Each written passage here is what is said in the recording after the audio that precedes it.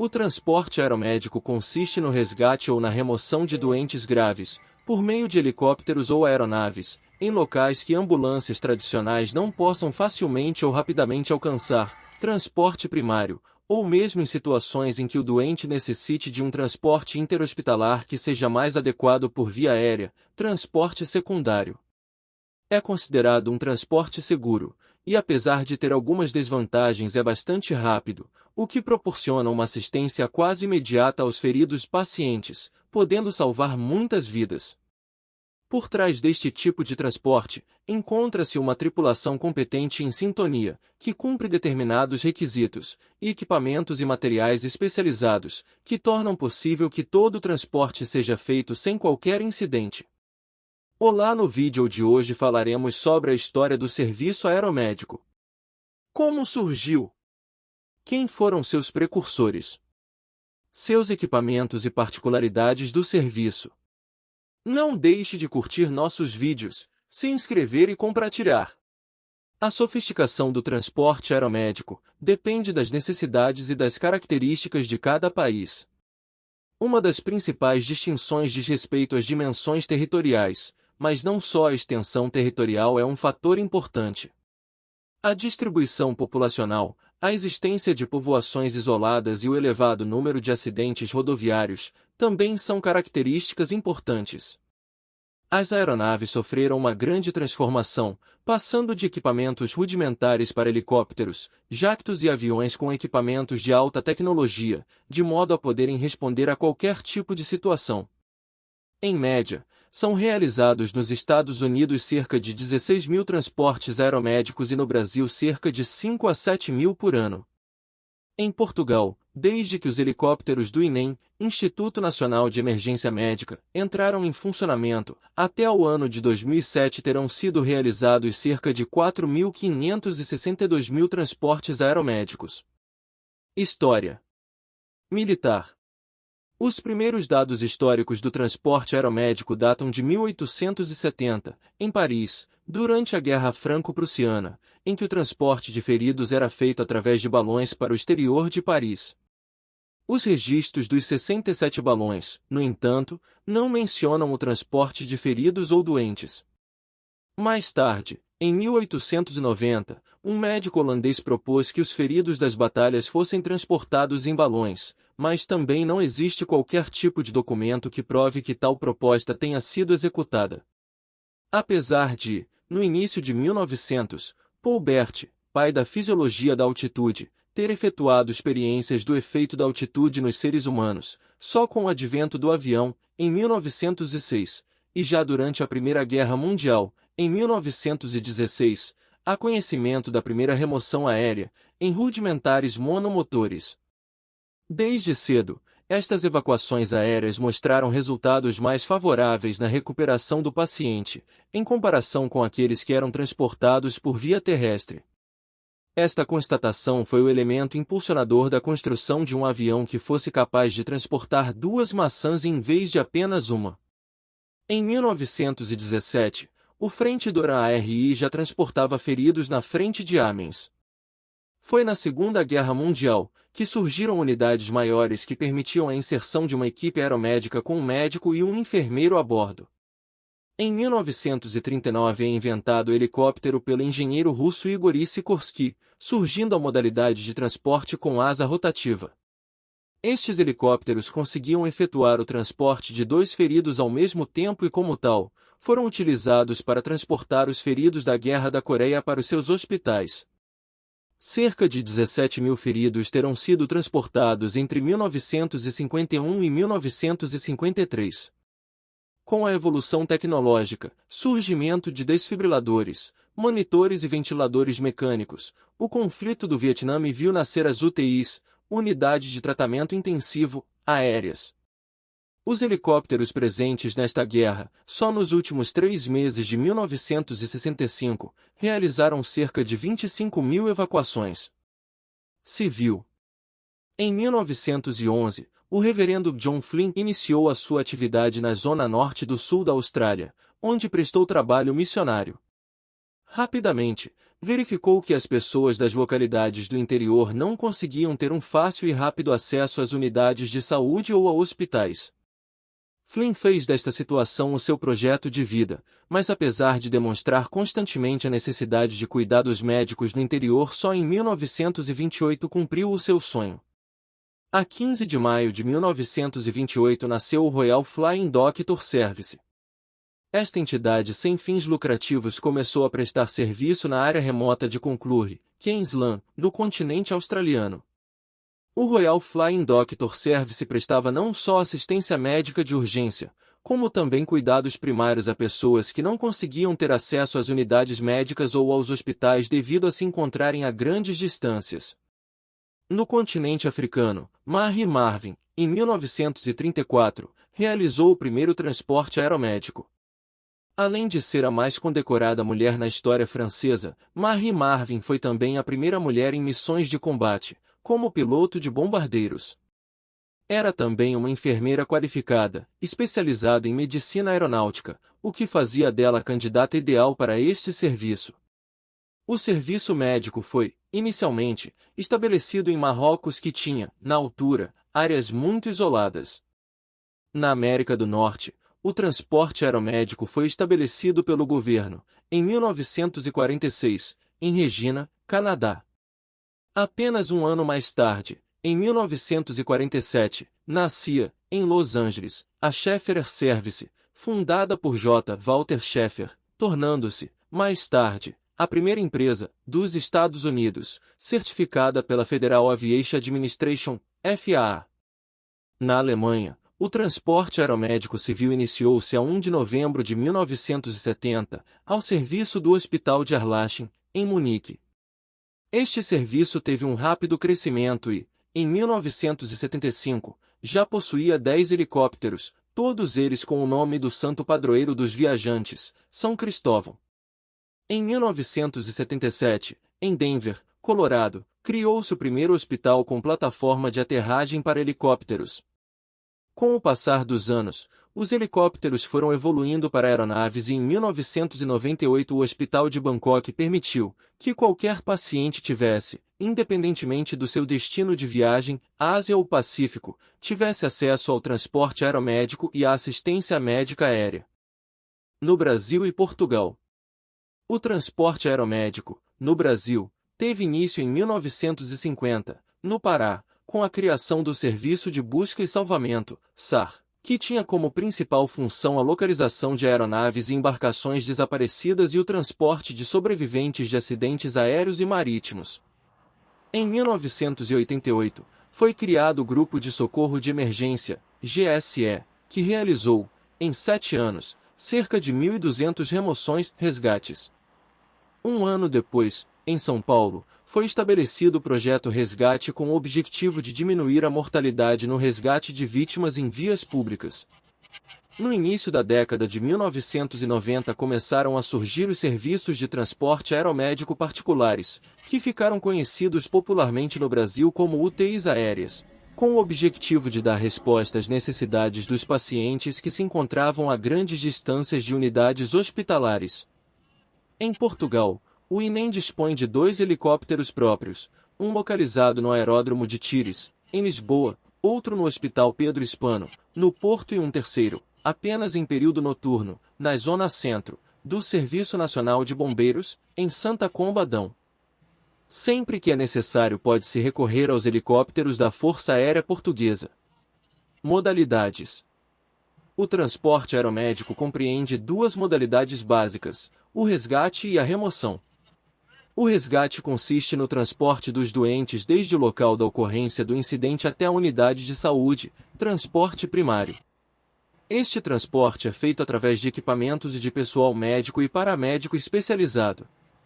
O transporte primário de pacientes é solicitado nas seguintes situações: locais de difícil acesso a ambulâncias, colisões frontais fora da localidade, encarceramentos em veículos, acidentes de viação a velocidades superiores a 30 km por hora, quedas superiores a 6 metros ou ao terceiro andar de prédios, morte de algum ocupante, explosões.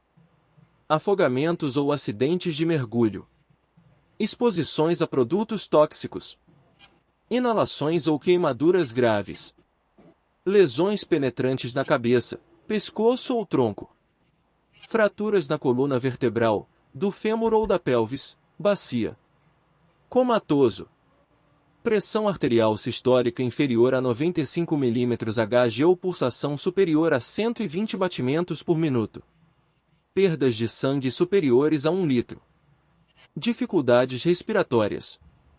O atendimento e a estabilização inicial do paciente são feitas no local, seguidas do preparo e transporte para uma unidade de saúde ou hospital, previamente contatada pelo médico a bordo para estar devidamente preparada para continuar o atendimento do doente. A remoção, transporte secundário, é sempre feita entre unidades de saúde, quando o hospital onde se encontra o paciente não tem recursos humanos, diagnósticos ou terapêuticos necessários para o seu tratamento e desde que o paciente apresente condições para tal procedimento. A remoção é da responsabilidade do médico e envolve diversos aspectos, nomeadamente éticos, logísticos, financeiros, técnicos, operacionais e legais. O prognóstico do paciente não deve ser comprometido com a remoção, e esta só pode ser efetuada com o consentimento ou do paciente, caso esteja consciente, ou do representante legal, que devem estar previamente esclarecidos sobre os seus riscos e benefício. Condições médicas e situações críticas necessárias de transporte aeromédico. Não existem regras específicas para requerer este tipo de transporte, pois cada paciente, independentemente do seu estado de saúde, apresenta características singulares, que tornam impossível fazer qualquer tipo de comparações. No entanto, podem-se considerar algumas condições em que os médicos possam preferir o transporte aeromédico. Algumas dessas condições podem ser de pacientes com problemas respiratórios que necessitem de ventiladores, com problemas neurológicos que necessitem de monitorização intracraniana, com traumatismos, com fraturas múltiplas, recentemente sujeitos a um transplante, da unidade de obstetrícia que necessitem de cuidados intensivos, da unidade de cuidados intensivos. Cuidados a ter com a vítima paciente. Se a vítima estiver consciente, deve ser esclarecida quanto ao transporte. Se a vítima se encontrar em estado agitado, deve ser sedada e contida, especialmente em helicópteros devido ao piloto e ao painel de controle estarem ao alcance da mesma. As vítimas de traumas devem ser adequadamente imobilizadas. O paciente deve ter no mínimo um acesso venoso calibroso, com um gelco ou abocate, tipos de seringas. Os procedimentos invasivos devem ser realizados antes do embarque. As medicações de urgência, com um uso previsível para a situação, devem estar prontas para administração. O material para ventilação mecânica, aspiração e oxigenação deve encontrar-se em locais acessíveis. É desejável que se disponha de um aspirador manual portátil para as situações de falha do equipamento. Estabelecer junto à vítima, antes do embarque, acessos, a fim de evitar eliminações a bordo tais como hemorragias, fluidos, fisiológicas e secreções. Antes do transporte, monitorizar a vítima com monitor cardíaco, oxímetro de pulso e monitor não invasivo de pressão arterial. Vantagens e desvantagens. A principal vantagem desta forma de transporte é a diminuição da mortalidade dos feridos e doentes. Relativamente às desvantagens existem várias, nomeadamente, os custos de operação e de manutenção das aeronaves que são bastante elevados. Outras desvantagens dizem respeito às consequências de se tratar de um transporte aéreo, pois o corpo humano, quando confrontado com alterações de pressão atmosférica, temperatura e volume, pode sofrer consequências clínicas. A hipoxia é uma dessas consequências. Resulta da descompressão acima dos 18.000 pés de altitude, complicando-se quanto maior for a altitude e o tempo de exposição. Uma forma de reduzir esta complicação é a utilização de cabines pressurizadas, mas muitas vezes são os fatores individuais ou mesmo a doença clínica que a provocam. O estresse de voo também pode levar a consequências clínicas, pois afeta, não só os pacientes, como também a tripulação. A tripulação tem de estar bem preparada para conseguir controlar os seus níveis de estresse, pois estes podem comprometer não só a qualidade da assistência ao paciente, como o seu próprio organismo. Na origem do estresse, para a tripulação, encontram-se fatores como a mudança de clima, a alimentação, as vibrações e ruídos, a mudança de fuso horário, o baixo nível de umidade do ar na cabine e a fadiga. De forma a combater estes fatores, os tripulantes devem ter uma indumentária adequada à temperatura existente, prevenindo infecções respiratórias e tornando o seu trabalho mais confortável. A alimentação da tripulação deve ser mais rica em hidratos de carbono do que em proteínas, requerem mais oxigênio, deve-se evitar bebidas gasificadas e alcoólicas. Alimentos que possam causar distensões e cólicas também devem ser evitados. De forma a diminuir os efeitos das vibrações, recomenda-se que os tripulantes tomem algumas medidas, nomeadamente, uma postura correta da coluna durante o manuseamento do paciente, exercícios que fortaleçam os músculos cervicais, lombares, dorsais e abdominais. Os tripulantes devem estar equipados com proteções auriculares a fim de se defenderem dos ruídos, evitar o desconforto e danos temporários ou permanentes nos ouvidos. A cada 4 horas deve-se ingerir 250 ml de água para combater a fadiga, a falta de concentração e a indolência. É também importante o uso de óculos em vez de lentes de contato, pois as mucosas nasais da orofaringe são comuns às conjuntivas e, a altas altitudes, secam. Os equipamentos médicos também estão sujeitos aos efeitos da altitude. Equipamentos que possam ter variações de pressão consoante a altitude necessitam de um cuidado especial, pois podem rebentar ou ter influência no tratamento que se presta. Para combater tais fatores é usual recorrer-se a aparelhos eletrônicos que não são sujeitos a tais alterações. Requisitos: tripulação. O transporte aeromédico requer uma tripulação experiente e altamente treinada para emergências médicas, bem como material e equipamentos especializados para lidar com qualquer emergência. Em ambas as modalidades do transporte aeromédico é imprescindível a presença de um médico, de um piloto e de um enfermeiro a bordo. Quando a remoção é feita sem equipamento avançado de vida, o enfermeiro pode ser substituído por um técnico de enfermagem. O médico tem a função de avaliar a situação do paciente e estabelecer os cuidados que lhe devem ser administrados tanto no local como na unidade de saúde.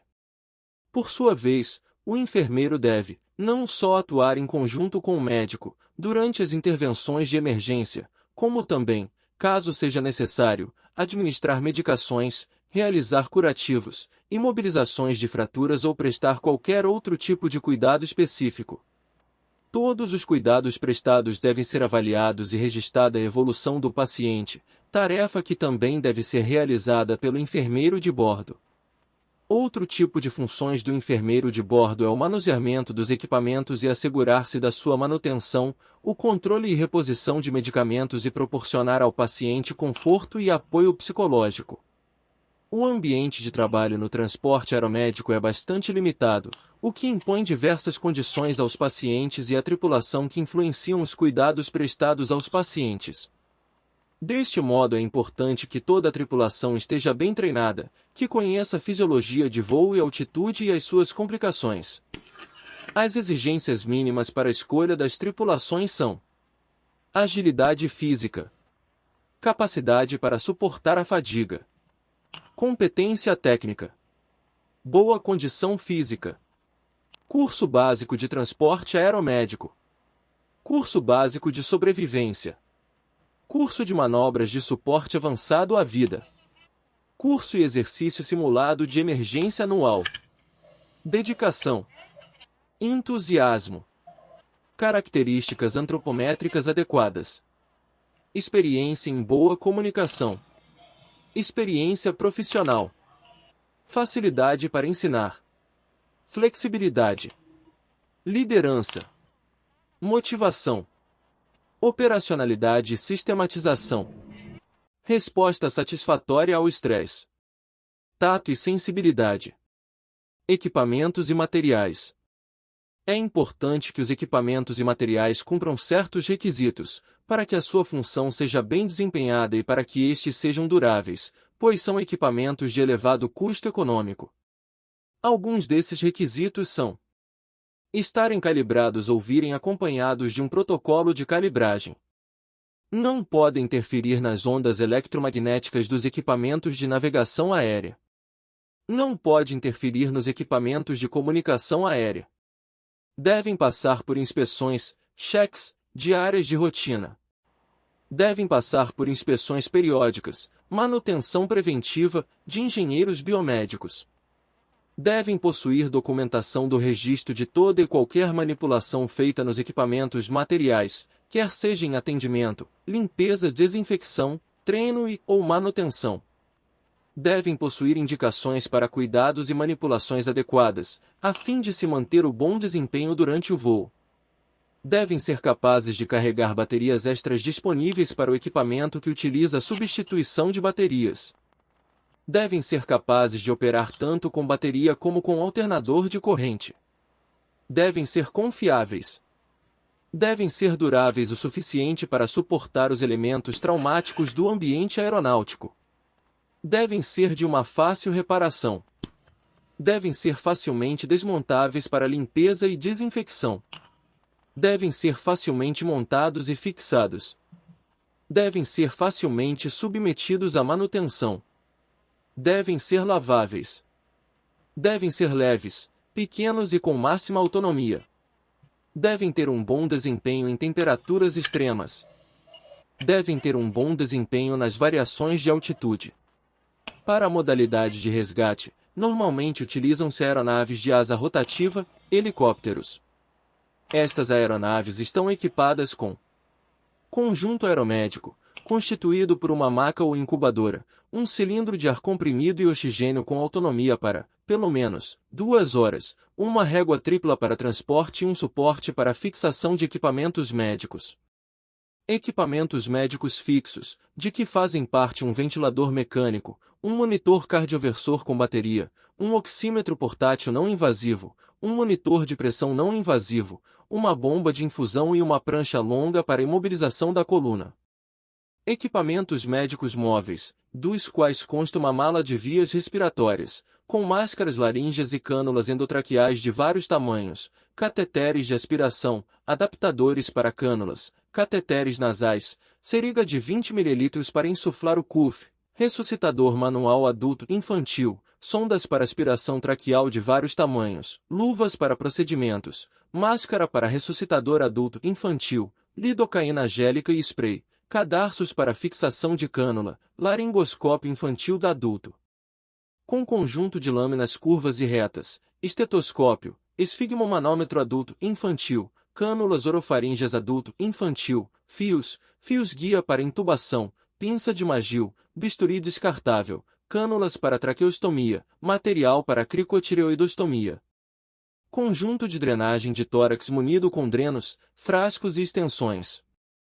Mala de acesso venoso com uma tala para fixação de braço, luvas estéreis, recipiente de algodão com antisséptico, pacotes de gás estéril, adesivo, material para punção de vários tamanhos, incluindo agulhas metálicas, plásticas e agulhas especiais para punção óssea, garrote, conjunto de macro e micro gotas, cateteres específicos para dissecação de veias de tamanhos adulto infantil, tesoura, pinça de cocher, contadores de soro, lâminas de bisturi, seringas de vários tamanhos, torneiras de 3 vias, equipamento de infusão de 4 vias, frascos de solução salina e glicosada para infusão venosa, caixa completa de pequena cirurgia.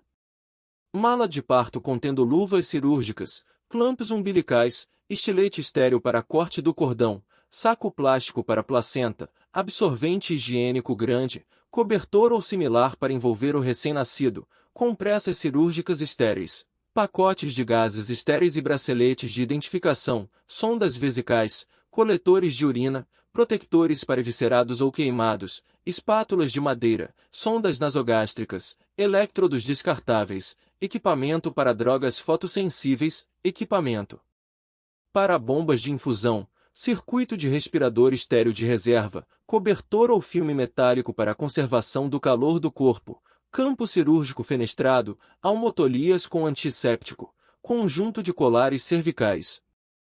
Equipamentos de proteção da tripulação, como óculos, máscaras, luvas e aventais. Outros equipamentos e materiais tais como colete imobilizador, cilindro de oxigênio portátil com válvula, manômetro e fluxômetro com máscara e chicote para oxigenação, bandagens triangulares, talas para imobilização de membros, cobertores, coletes reflexivos para tripulação, lanterna de mão. Para a remoção realizada por aeronaves de asas fixas, aviões e de asas rotativas, os equipamentos e materiais são semelhantes. Coordenação de cabine. A coordenação de cabine, Creo Coordination, tem por base um conjunto de princípios que devem ser seguidos, para que haja uma sintonia entre os elementos da tripulação. Estes princípios são também importantes, na medida em que facilitam os procedimentos durante o transporte aeromédico, permitindo que este ocorra sem qualquer tipo de incidentes. A coordenação de cabina baseia-se em procurar uma atualização contínua, de forma a orientar a tripulação. Colocar e retirar luvas, com técnica séptica. Conhecer e executar a limpeza e a desinfecção, conforme protocolos vigentes na empresa. Fornecer informações básicas aos acompanhantes quanto à aeronave, saídas de emergência, distúrbios fisiológicos durante o voo, áreas de circulação e áreas restritas. Distribuir de uma forma uniforme toda a carga a bordo das aeronaves, alertando a tripulação para alterações em voo ou em solo, dependendo da patologia do paciente em cada voo. Evitar manifestar-se em público sobre erros ocorridos a bordo. Utilizar, com habilidade, a manipulação de material de emergência, incluindo extintores, transmissores de emergência, ELTS, e demais equipamentos disponíveis para essas situações. Executar, com habilidade, equipamentos de comunicação e intercomunicação. Executar embarques e desembarques de pacientes com os rotores ou motores em funcionamento. Fixar e retirar os itens aeromédicos, conforme a homologação autorizada. Informar a gravidade da patologia do aerotransportado ou agravamento na evolução da situação durante o transporte aeromédico, para que os casos especiais sejam tratados com a devida atenção. Informar todos os tripulantes sobre o uso de aparelhos e equipamentos a bordo, tais como cardioversores, no caso de paragem cardíaca, computadores, telemóveis, para evitar interferências no sistema de navegação aérea. Manipular, com técnica séptica, os materiais esterilizados. Manipular os kits e os materiais aeromédicos, com técnica séptica. Manipular os itens do kits e materiais aeromédicos, efetuando uma montagem e desmontagem de todos os seus itens. Observar com rigor todos os protocolos de assistência aeromédica e protocolos da empresa. Observar os procedimentos técnicos de cada profissão, para que não haja interferências indevidas a bordo, evitar principalmente comunicações desnecessárias com o piloto aeromédico durante aterragens, descolagens e subidas. Respeitar, conscientemente, a função de cada elemento da tripulação, executando as suas funções com segurança, competência técnica, clareza, habilidade e qualidade. Se houver necessidade de improvisar alguma técnica médica não prevista, esta deve ser feita sempre com consciência e consenso, pois esta implicará um envolvimento de toda a tripulação caso existam danos posteriores. Realizar simulações periódicas de emergência médica a bordo e no solo. Tratar os incidentes críticos em reuniões de briefing. Treinar em conjunto, periodicamente, em ambiente hospitalar, previamente autorizado. Treinar em conjunto, continuadamente, na empresa. Treinar em conjunto, continuadamente, nos aeródromos para emergências aeroportuárias. Usar a desmobilização somente em último caso, e, quando for preciso, deve ser feita com tacto, segurança e técnica. Critérios logísticos. Os critérios logísticos para a escolha do tipo de transporte aéreo para situações que necessitem de transporte aeromédico têm em consideração o alcance, meios de comunicação no transporte, as condições meteorológicas, o custo, a disponibilidade da aeronave, os equipamentos e materiais necessários, o espaço da cabina, as exigências de formação da tripulação, as exigências especiais para o transporte, a resposta a desastres, A segurança do transporte. O tempo de resposta. A triagem clínica do caso, observando a patologia, a evolução clínica e o custo-benefício do transporte em cada atendimento. Múltiplas funções. As aeronaves e todo o equipamento necessário para realizar o transporte aeromédico acarretam custos muito elevados de aquisição e de manutenção. Como tal, é usual que estas aeronaves sejam utilizadas para outros serviços e por outros governos. No sul de Queensland, na Austrália, os helicópteros do Queensland Ambulance Service são também utilizados pelas hidroelétricas. O paramédico que realiza transporte aeromédico também pode ser requisitado para outros serviços, como é o caso da Maryland State Police, em que o paramédico, sempre que não precisa de realizar serviço de emergência aeromédica, é observador a bordo de um helicóptero da polícia. Em Portugal, os aviões da companhia aérea TAP, caso seja necessário e quando solicitados, realizam transporte de doentes. Uma situação destas ocorreu em 2004, em que foi necessário o transporte de doentes cardiovasculares do Instituto de Coração de Maputo para Portugal, onde poderiam ter um acompanhamento médico mais adequado. Modelos de aeronaves. O transporte aeromédico pode utilizar aeronaves de asa fixa, aviões, e de asa rotativa, helicópteros. Relativamente à propulsão, estas aeronaves podem ser bimotor, turbo-hélice ou jatos. Alguns dos modelos mais comuns de aeronaves são Beechcraft King Air 90. Esta aeronave de 2 motores turbo-hélice é ideal para curtas e médias distâncias. Teve origem nos Estados Unidos e opera em países como Argentina, Canadá, Chile, Estados Unidos, Índia e Israel.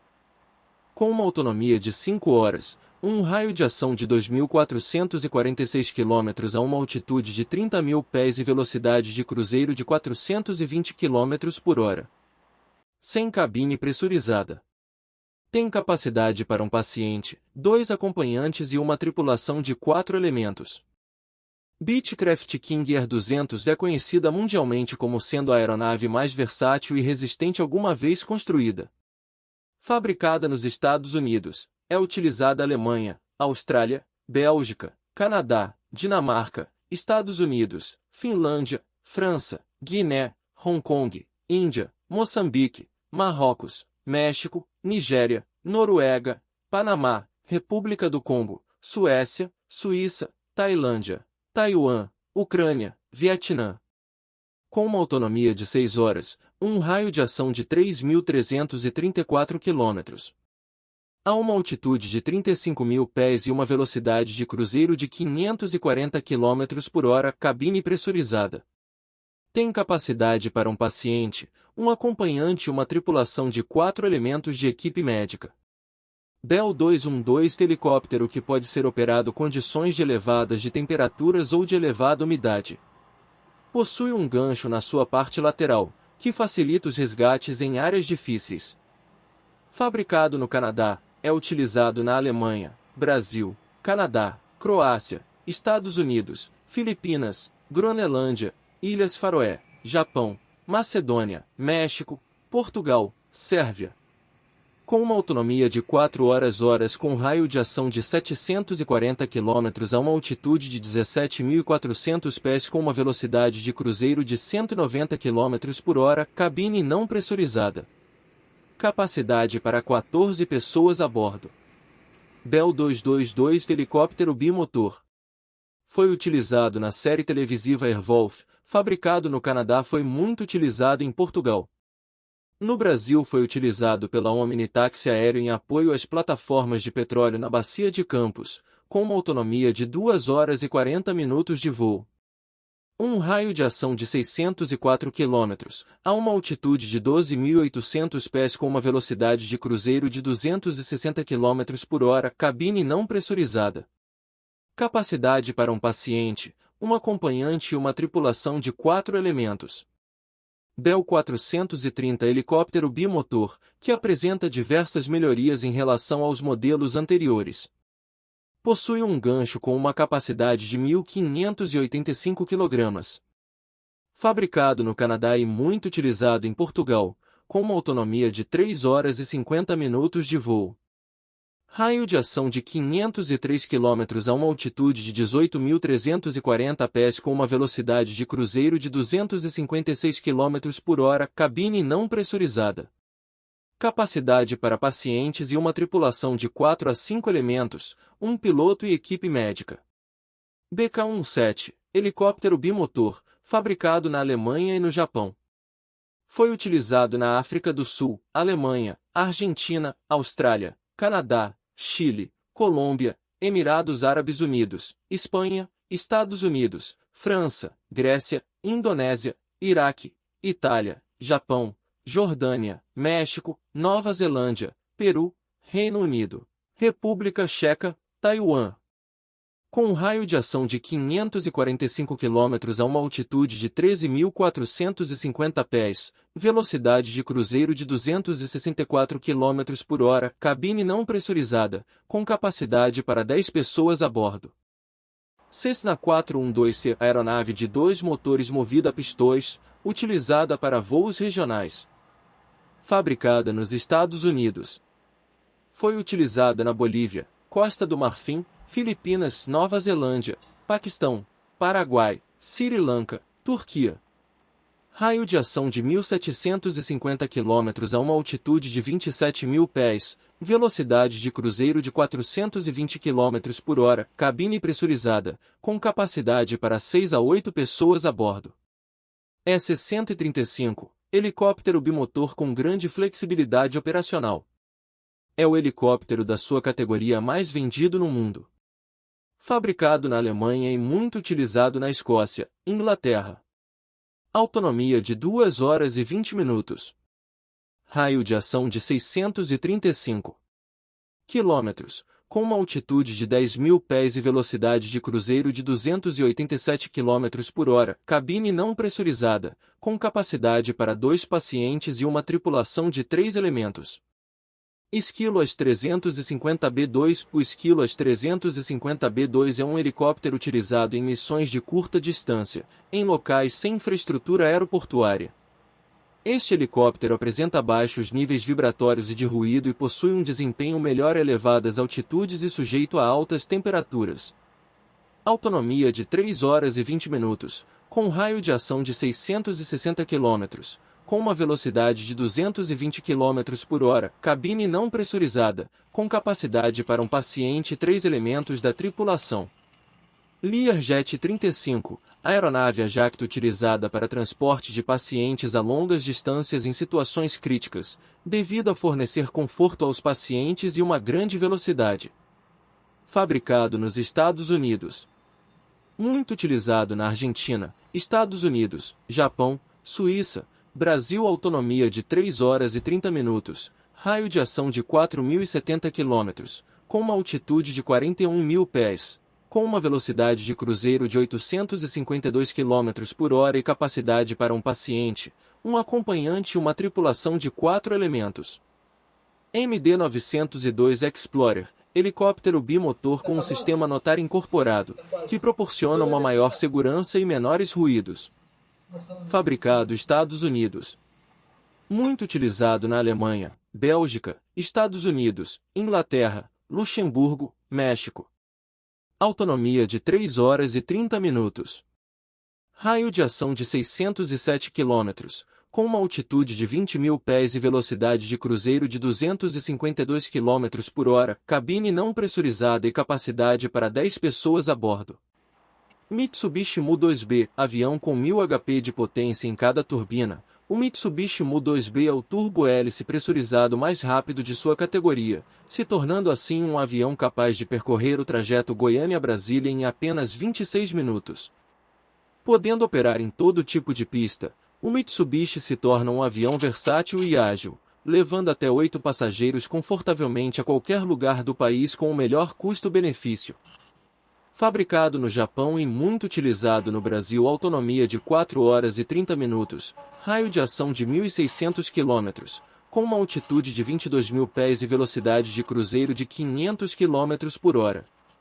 Cabine pressurizada e capacidade para um paciente, 2 acompanhantes, 2 elementos de tripulação e 2 equipe médica. Pilatus PCI-12, aeronave turbo, hélice monomotor, que combina fatores como fiabilidade, versatilidade e segurança. Fabricado na Suíça.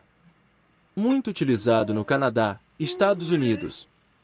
Autonomia de 8 horas, raio de ação de 3.208 km, com uma altitude de 30.000 pés e velocidade de cruzeiro de 500 km por hora, cabine pressurizada e capacidade para 9 a 11 pessoas a bordo. Seneca terceira, aeronaves bimotor, ideais para operar em locais desprovidos de infraestrutura aeroportuária e em curtas e médias distâncias. São também aeronaves aptas para voar em condições adversas de tempo. Fabricado nos Estados Unidos, Flórida. Muito utilizado no Brasil.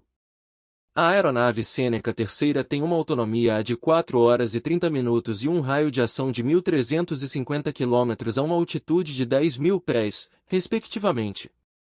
A sua velocidade cruzeiro é de 300 km por hora, não dispõe de uma cabine pressurizada e tem capacidade para 2 pacientes e uma tripulação de 4 elementos.